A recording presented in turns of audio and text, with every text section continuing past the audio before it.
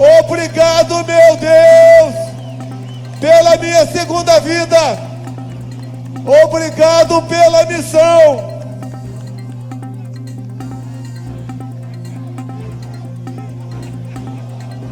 Imbrochável, imbrochável, imbrochável, imbrochável, imbrochável. Brasil, 7 de setembro de 2022.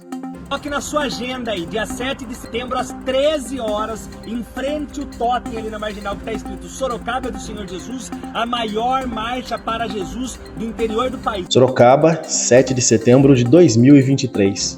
Nos últimos anos, as comemorações da independência do Brasil se tornaram palco de manifestações antidemocráticas e eventos religiosos. Impulsionada principalmente pelo bolsonarismo, a data perde o significado, assim como outros símbolos nacionais. Eu sou o Jonatas Rosa e este é o Porquê em Pauta.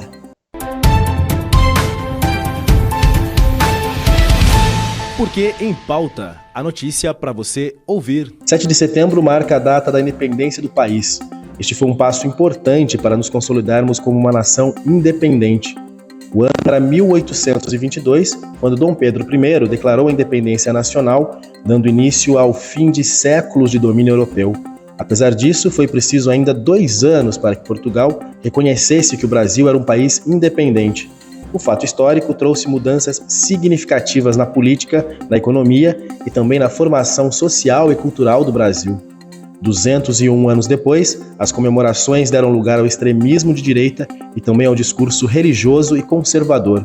No Brasil e em Sorocaba, a data tem sido palco de manifestações antidemocráticas e de eventos religiosos como a Marcha para Jesus. O Porquê em Pauta conversou com o jornalista e cientista político João José de Oliveira Negrão para entender por que 7 de setembro tem sido escolhido para essas manifestações. João, então a gente está aí, 201 anos da independência. Queria que você falasse um pouco para a gente qual que é o significado dessa data hoje, que lugar que essa data ocupa na história, a importância que ela tem hoje para a gente.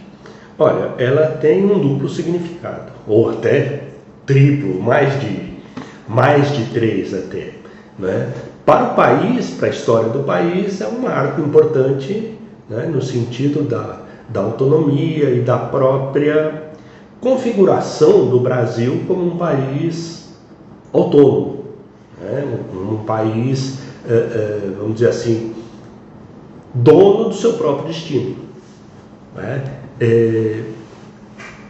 Uma outra caracterização que a gente pode pensar é a apropriação desse marco, né? Desse marco e de outros marcos, né, da nacionalidade.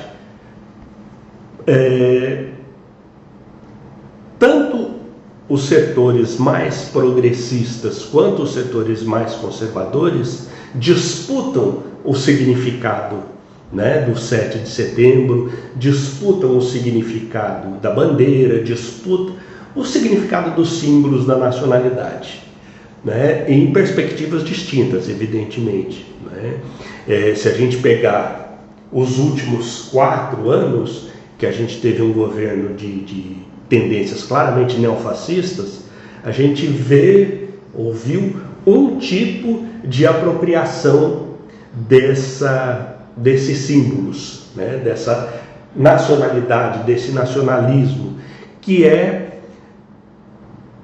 como tradicionalmente na história, o nacionalismo de direita, o nacionalismo neofascista, ou o fascista lá, exemplar de Itália e Alemanha, que é um nacionalismo excludente, é um nacionalismo que se marca pela exclusão do outro, sendo esse outro, né, o estrangeiro, sendo esse outro, né, lá no caso da Alemanha, da Itália e de outros, o judeu, enfim, é um nacionalismo que se marca pela exclusão.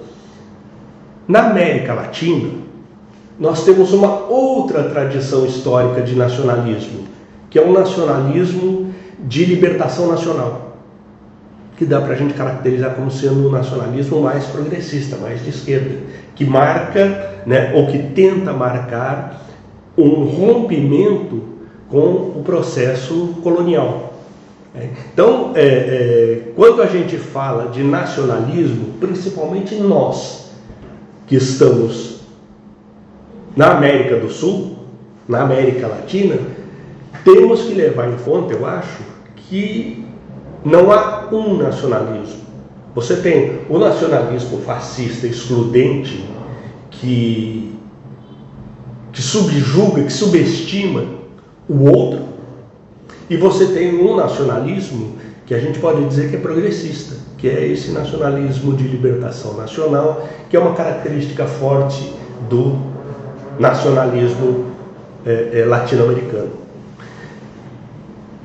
Nos últimos 4 anos, nessa disputa de apropriação desses símbolos nacionais, penso eu que nós vimos claramente isso. Houve uma tendência, um interesse pela direita neofascista representada pelo Bolsonaro, de uma apropriação desses símbolos nacionais nessa perspectiva de exclusão, nessa perspectiva de que um conceito muito restrito de patriota, Então, assim, contra os comunistas, contra homossexuais, contra. Não é um nacionalismo de afirmação de alguma perspectiva, E essa disputa simbólica, ela é histórica, ela vem desde sempre, Se a gente pensar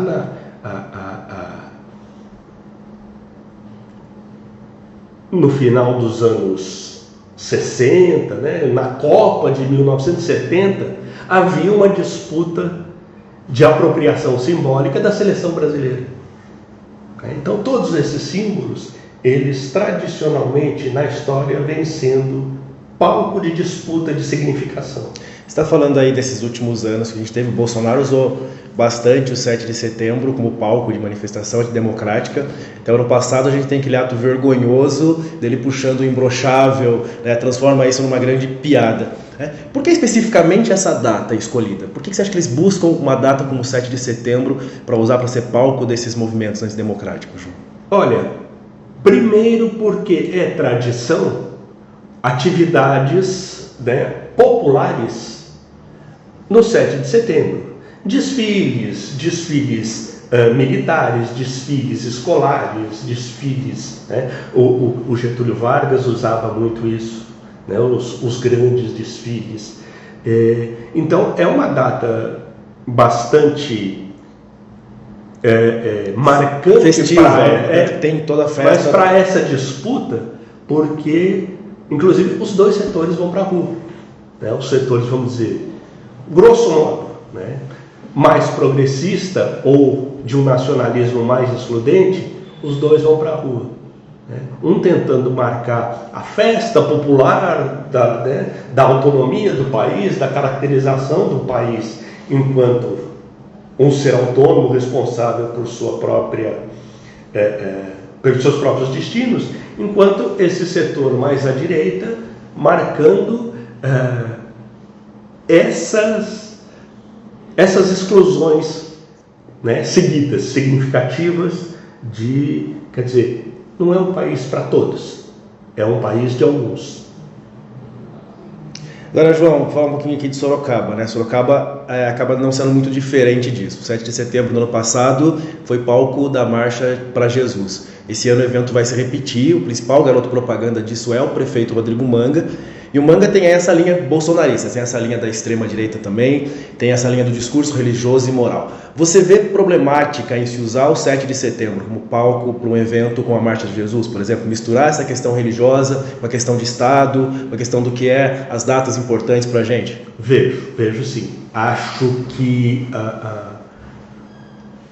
as instituições e as datas institucionais, elas deviam ser muito caracterizadas por aquilo que está na Constituição brasileira, que é a configuração do Estado laico.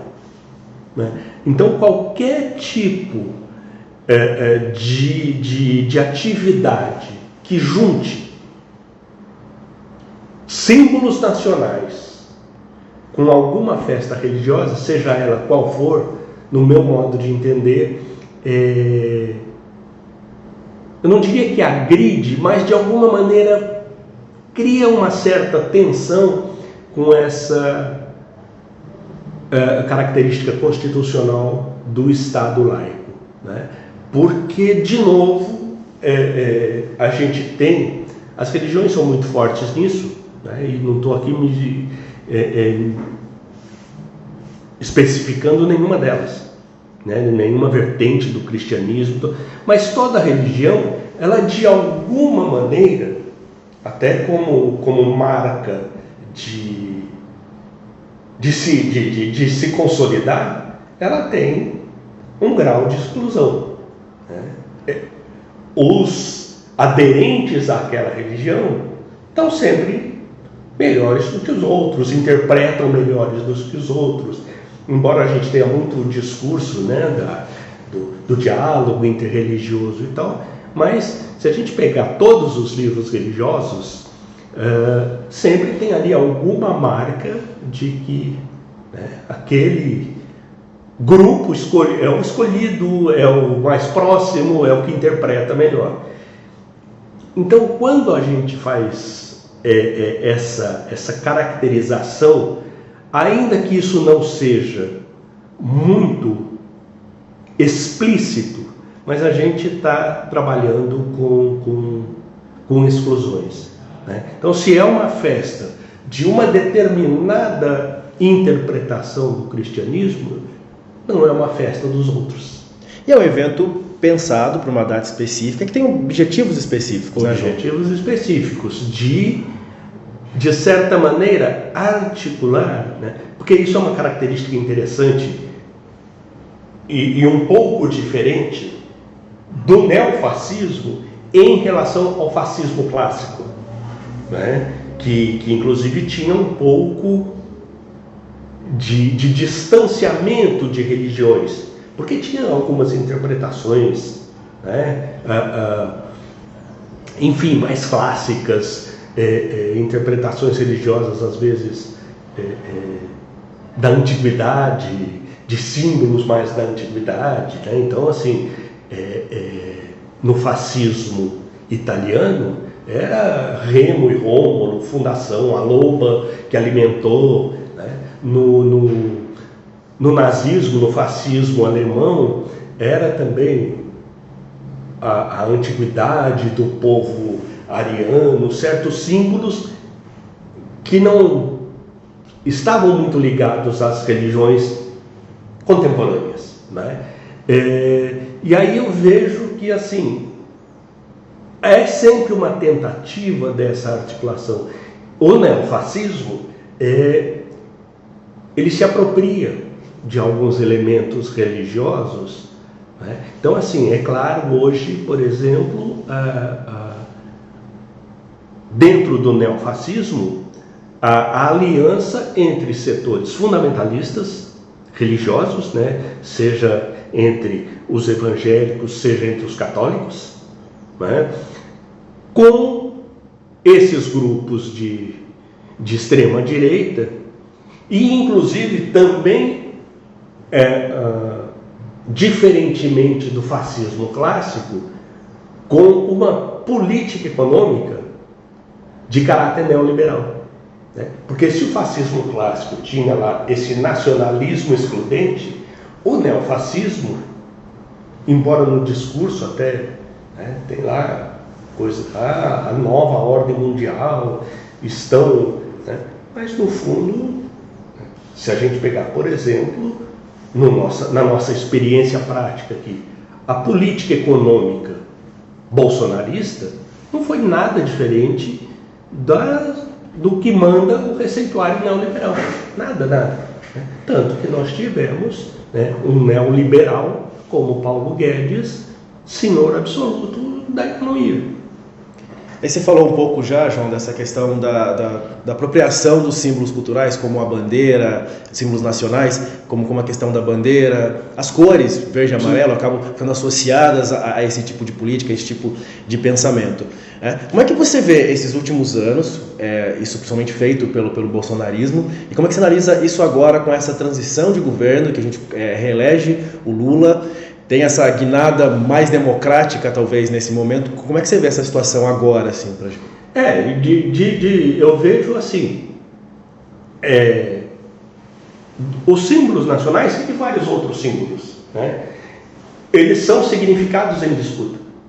Eles não têm um significado único, né? Então, assim, de novo, nós estamos vendo e veremos no dia 7 de setembro se recolocar essa disputa, né? Então, assim, o governo Lula certamente não vai abrir mão das atividades do 7 de setembro, não vai abrir mão dos símbolos da nacionalidade, né? Porque, se a gente for ver de perto, esses símbolos não são exclusividade de ninguém, eles são os símbolos da nacionalidade.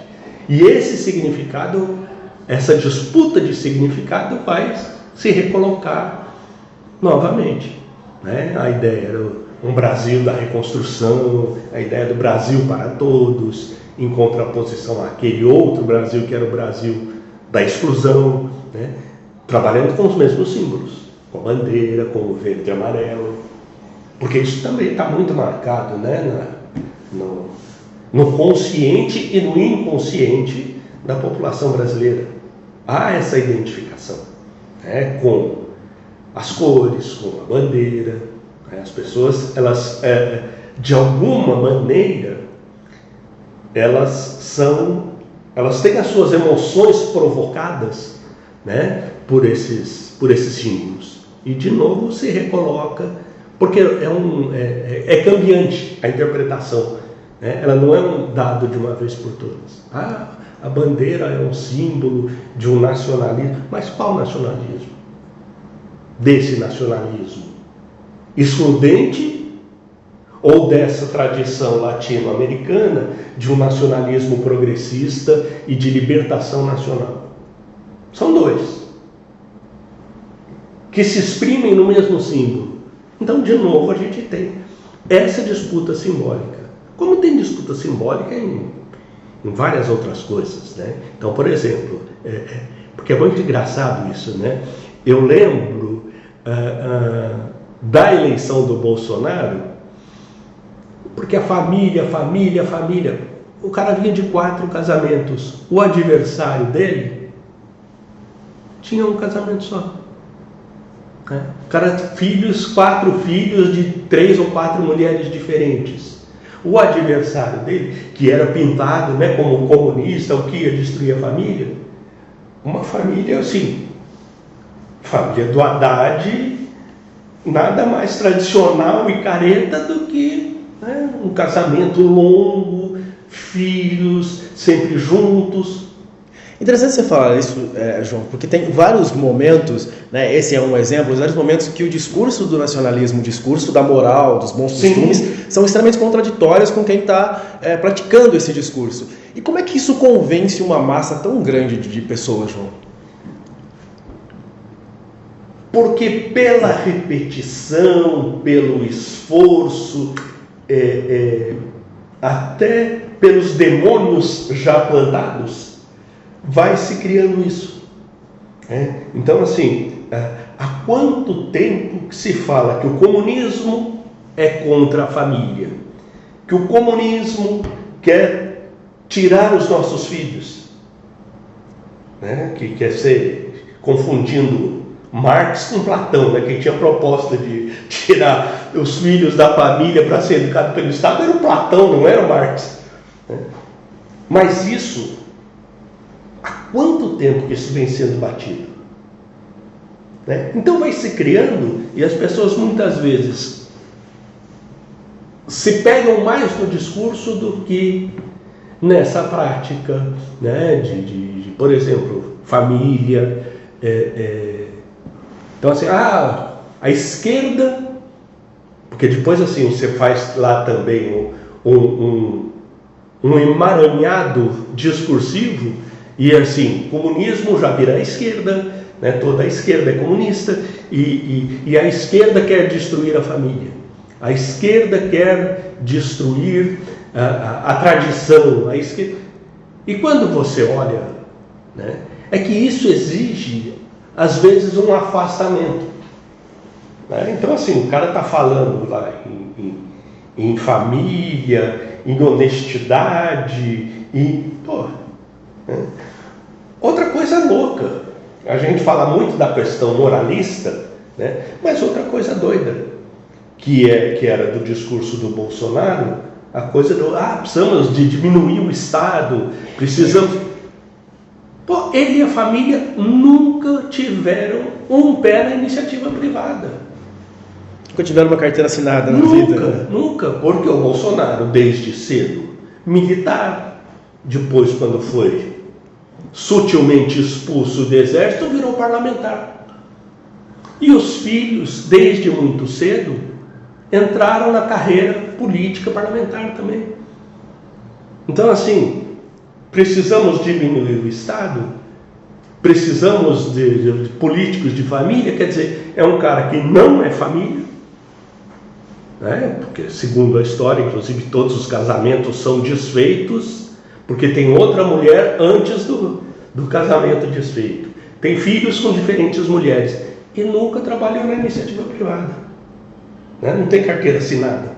A carteira dele deve servir para anotação. Você percebe que essa contradição, né? E ainda assim, muita gente embarca, porque se identifica com o discurso, se identifica mais com o discurso do que com as próprias atividades de quem pratica o discurso. Agora, João, a gente falando aí de novo dos símbolos nacionais, que toda essa conversa leva a gente a falar dessa apropriação dos símbolos, há quem defenda uma retomada desses símbolos, né? Que as pessoas precisam retomar esses símbolos para os verdadeiros significados. Você acha que é por aí o caminho? Se a gente precisa de fato colocar ou retornar um significado à bandeira, às cores, a esses símbolos, a essas datas importantes que a gente tem? Olha, é um dado, né? Há uma identificação popular com esses símbolos, né? Então eu entendo que sim, a esquerda, os progressistas devem se colocar nessa disputa, sim, em vez de dar de bandeja a interpretação neofascista.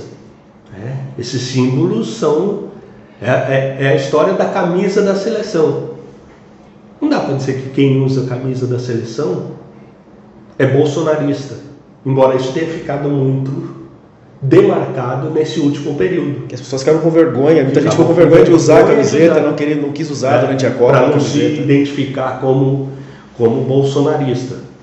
Ou a loucura que tinha de alguém estar passando com uma camiseta vermelha perto de uma manifestação e ser agredido. O cara estava passando, não era nem... e não foi uma única vez. Porque assim, os símbolos, eles são importantes, eles têm uma significação. Agora, quando eu digo que os progressistas, né, têm que se colocar nessa disputa de sentido, de significado, mas com o pé, vamos dizer assim, na embreagem em relação ao fanatismo, né? Porque é aquela coisa, o mapa não é o território. Precisamos ter cuidado com esse fanatismo, né? Porque senão a gente começa também a entrar nessa onda.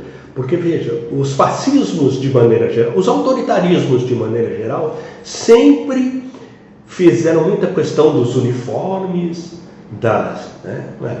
os integralistas, todo mundo tinha que ter a camisa verde,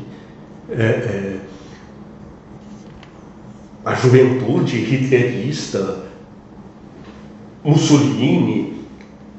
Por quê? Que a leitura que eu faço disso, o fascismo clássico, e isso o neofascismo precisa da despersonalização. Então o uniforme, a marcha igual, né? Ela despersonaliza, né? Eu sou cada vez menos um indivíduo. E o fascismo precisa disso. O fascismo precisa que a massa não pense, que a massa siga o líder. Que ela não seja capaz de, por exemplo, identificar essas contradições que nós falamos. Família tem 4. Né? Família qual? Qual família que está falando? A favor da iniciativa privada e nunca trabalhou na iniciativa privada. Né? Essas contradições do fascismo, elas precisam ficar, vamos dizer assim, latentes, e você troca isso, né, pelo símbolo, pelo uniforme, pela identificação com o grupo. Se a gente pensar o que foram esses acampamentos, né, pessoas de muita idade, passando dias e dias, aqui mesmo em Sorocaba. Você passava por lá, você via que tinha gente, se você reparasse bem, que estava lá vários dias e que não era nenhum garotão. Quer dizer, o que é isso? Por que isso? É uma identificação com o líder que vai além vamos dizer assim, inclusive do consciente, né? Vários psicanalistas históricos tentaram entender isso. Como é que essa identificação com o líder é tão grande que, assim, que você se dispõe, né, a fazer essas coisas. E assim, e não era nem que você estava dizendo, estamos num movimento porque nós vamos tomar o poder. Então ninguém sabia direito, né? Não era uma coisa tão bem feita assim, que se sabia. Era uma tentativa de golpe. Foi uma tentativa de golpe, claramente, mas que não estava, vamos dizer assim, tão bem estabelecido para todos. Nem todo mundo que estava nesses acampamentos sabia que estava participando de um mecanismo de criar uma comoção e abrir espaço para um golpe. Isso não está superado, né, João? Porque a gente parece que tem outros momentos da história, momentos recentes da história, com a eleição de Lula, que parece que essas coisas estavam superadas. Eu sinto que as pessoas, parece que os progressistas, sentiram que estavam superados e não viram essa onda conservadora de extrema-direita vindo, e essa onda veio, derrubou todo mundo, e eu acho que é o momento de a gente pensar que isso não está superado, a gente tem que tomar cuidado com esse movimento ainda, né? Sim, isso eu diria que é uma ilusão que a esquerda traz lá dos positivistas, né? Na passagem da Idade Média para a Idade Moderna, com a consolidação, né, com a hegemonia do pensamento positivista, gerou-se uma, posso dizer, crença de que, não, agora, né, com o homem liberto das amarras da religião, do pensamento mágico, né, nós vamos sempre progredir. Isso é um equívoco, né? A história tem retrocessos muito amargos, né? Basta a gente pensar. A Alemanha da década de 30, década de 20, 30, chamada República de Weimar, era o polo do mundo, o polo cultural, o polo intelectual, né? As grandes vanguardas musicais, artísticas, intelectuais estavam na Alemanha, olhavam para a Alemanha, a própria psicanálise. É nesse cenário dessa ebulição, dessa efervescência, que nasce o nazismo. Então, assim, a ideia de que está consolidado e não tem passo atrás é um erro interpretativo, é um erro intelectual grave, porque causa ações e opções políticas equivocadas. E, de fato, porque é mais cômodo, né, Quer dizer, olha, você teve, com todas as críticas, né? Eu tenho um livro fazendo essas críticas ao Fernando Henrique Cardoso, mas evidentemente que não é um troglodita da ditadura militar. Você tem 2 mandatos. Aí esse cara perde a eleição, passa, aquilo para a nossa história já foi uma... você passou, um passou para o outro, quem perdeu voltou para casa ou foi fazer oposição, mas passou a faixa, enfim, fez todo o rito, né, democrático moderno. Quem perde ou adere ou vai fazer oposição e espera, age durante 4 anos para tentar ganhar. Quem é maioria pode ser minoria na próxima, quem é minoria vai lutar dentro das regras do jogo. Então, assim, 2 mandatos de Fernando Henrique Cardoso, aí 2 mandatos de Lula, aí elege a Dilma, né, a primeira mulher que veio da luta armada. Nossa, parece que esse país, em 2 gerações, atingiu um grau de civilidade que nunca teve. Segundo mandato de Dilma, golpe, né? Articulação de golpe. Então, assim, a história não anda sempre para frente. Ela tem recuos e recuos muito acentuados. E os progressistas, né? Os políticos progressistas, os intelectuais progressistas, têm que estar atentos para perceber esses movimentos. Então, por exemplo, imaginar que com essa derrocada que tudo indica do Bolsonaro, o neofascismo está derrotado no Brasil, é um equívoco. É um equívoco. Ele pode, eventualmente, vamos dizer, estar meio grogue nas cordas, mas pode surgir uma outra liderança, porque, né, o fascismo precisa muito do líder, né?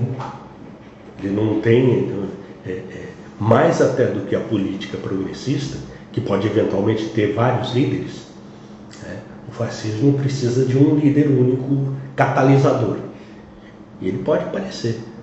Porque esse pensamento, se a gente olhar na sociedade, no dia a dia, ele está ainda muito, talvez com um pouco menos de força, mas não é uma força desprezível. Então nós precisamos estar atentos a isso, sim. João, a gente podia falar aqui o dia inteiro sobre isso, horas e horas. Para finalizar, o que você acha que o 7 de setembro tinha que significar hoje? Como que o 7 de setembro tinha que ser lembrado? Como que a gente tinha que ser comemorado? Como essa data da nacionalidade brasileira, mas uma nacionalidade que é inclusiva. Uma nacionalidade brasileira, se a gente lembrar do Darcy Ribeiro, que foi composta, né, por europeus portugueses, sim, brancos, por indígenas, que aqui já estavam, pelos negros, que para cá vieram escravizados. Então, assim, nós temos essa possibilidade histórica de ser a nação da inclusão. Pela nossa própria configuração, né, nós podemos ser a nação da inclusão, a nação de todos, né, com políticas econômicas que minimizem a desigualdade, que minimizem o racismo, né? A gente precisa parar de fazer de conta de que, porque nós temos essa origem, né, dessas 3 etnias, não existe racismo no Brasil. Existe, né? Existe racismo, existe homofobia, existe transfobia, existe negação do outro, né? Mas potencialmente nós também podemos ser aquela nacionalidade que aprende a conviver, porque também nós temos esse potencial, né? Se a gente pegar num segmento bastante significativo da população, das classes populares, essa convivência, ela já se dá. Você pega os bairros populares, você tem lá uma convivência de brancos com negros, com indígenas, né, em algumas das nossas regiões, que é possível espalhar isso, né? Mas isso também não é uma situação que vai se dar por si mesma, né? Necessita ser construído de isso. ser construída, e tem tudo a ver com políticas institucionais, né? Então, assim, por exemplo, né, você sabe, eu sou professor universitário, agora aposentado, mas passei 25 anos dentro das universidades. Quer dizer, 25 anos como professor, fora os períodos como aluno. Inegavelmente, as cores da universidade mudaram. Você tem muito mais negros, pelo que eu sei, aí não estou falando da convivência própria, mas em algumas regiões muito mais indígenas, né? Então, assim, essa nacionalidade que inclui, ela necessita sim de políticas públicas, ela necessita de ações por parte do Estado no sentido de operar por essa inclusão, né? Coisa que os neofascistas abominam. Se pudessem, se tivessem tido tempo, eles teriam acabado com as cotas, né? Do mesmo jeito que não criaram uma vaga de universidade, né? Educação e ciência para eles cientista todo cientista é comunista. Não é interessante ter o povo pensando, né? Pois é. Assim, então é possível, né?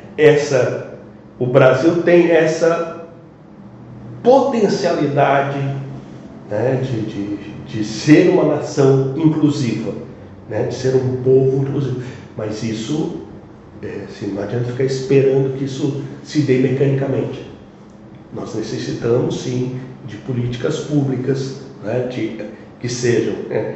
como dizem os movimentos, né, não basta não ser racista, é preciso ser antirracista. É preciso perceber quando isso acontece perto de nós, né? Quando a piadinha é racista, quando o olhar é misógino, né? A ideia de que a mulher não pode estar em certas situações porque ela não está preparada para aquilo. Então nós podemos vencer isso, nós temos potencial para isso, mas evidentemente nós precisamos de políticas públicas nesse sentido. E aí essas datas podem ser marcos significativos dessa perspectiva de inclusão, dessa nacionalidade que traz, que inclui, não da nacionalidade que exclui. Ou seja, é a retomada da disputa pela significação, né, dos símbolos da nacionalidade. Que a gente lembre o 7 de setembro como essa marca de potencialidade que a gente pode ter. João, muito obrigado pela presença aqui, viu? Estou sempre à disposição. O Porquê em Pauta é uma produção de toda a equipe de jornalismo do Portal Porquê e pode ser ouvido no YouTube e também no Spotify. Eu sou o Jonatas Rosa, até o próximo Porquê em Pauta.